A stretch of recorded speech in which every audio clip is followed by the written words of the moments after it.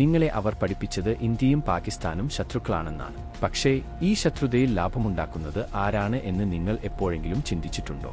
1947 വിഭജനത്തോടെ തുടങ്ങിയ ഈ വിരോധം പതിറ്റാണ്ടുകൾ പിന്നിട്ടും നിലനിൽക്കുന്നു. ഇന്ന് പോലും പരസ്പര സംശയങ്ങളും കുറ്റാരോപണങ്ങളും അതിന്റെ ഊർജ്ജം പുനരുത്ഥാനിപ്പിക്കുന്നു. പക്ഷേ നീണ്ട ഈ തർക്കത്തിൽ യഥാർത്ഥത്തിൽ ആർക്കാണ് ലാഭം?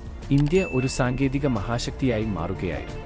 ചിപ്പുകളും സോഫ്റ്റ്വെയറും സ്വാശ്രയത്വവുമായിരുന്നു ഈ വളർച്ചയുടെ അടിത്തറ. ആ പരിണാമം ലോകവ്യാപക വിതരണ ശൃംഖലകളെ തളർത്തി, ശക്തിയുടെ അന്താരാഷ്ട്ര സമതുലിതാവസ്ഥയെ വെല്ലുവിളിച്ചു. ഇന്ത്യയുടെ ഈ സ്വയം വിശ്വാസമുള്ള മുന്നേറ്റം ആഗോള അധികാര കേന്ദ്രങ്ങൾക്കും സാമ്പത്തിക താൽപ്പര്യങ്ങൾക്കും ഭീഷണിയായി മാറി. അതിനാലാണ് ഈ പിരിമുറുക്കം ഇപ്പോഴും കരുതിക്കൊണ്ട് നിലനിർത്തപ്പെടുന്നത്. ആന്തരികമായി ആശങ്കകളും വിരോധങ്ങളും വളർത്തി, പുറത്തേക്ക് ഉപദേശങ്ങളുടെ രൂപത്തിൽ സമ്മർദ്ദം ചെലുത്തുന്നു. സംഘർഷങ്ങൾ പൊട്ടിപ്പുറപ്പെടുന്നു, ഭയം പടരുന്നു, ആയുധ കരാറുകളിൽ ഒപ്പുവയ്ക്കപ്പെടുന്നു. കടം കുന്നുകൂടുമ്പോൾ ലോകബാങ്ക് വ്യവസ്ഥകളോടെ വായ്പകൾ വാഗ്ദാനം ചെയ്യുന്നു. ഇത് അതിർത്തി പ്രശ്നം മാത്രമല്ല, ഇത് വിഭജനം, കടം, ശ്രദ്ധയുടെ വ്യതിചലനം എന്നിവയിൽ അധിഷ്ഠിതമായ ഒരു ബിസിനസ് മോഡലാണ്.